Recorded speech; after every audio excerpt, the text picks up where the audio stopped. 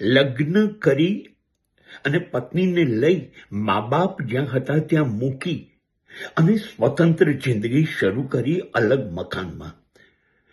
આ યુવાનને મેં પૂછ્યું, મા બાપને ત્યાં જ મૂકીને તું જિંદગી શરૂ કરે છે, તને શરમ ના આવી?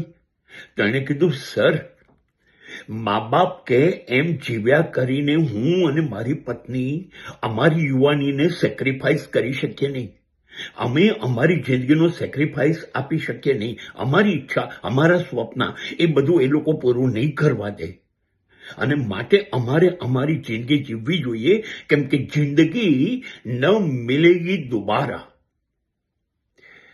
અને ત્યારે મેં એને કહ્યું કે એ લોકોએ એમના સ્વપ્ન, એમની યુવાની, એમની જિંદગી, એમની ઈચ્છાઓ બધી છોડી દીધી, કેમ કે એમને સેક્રિફાઈસનો અર્થ ખબર નહોતી.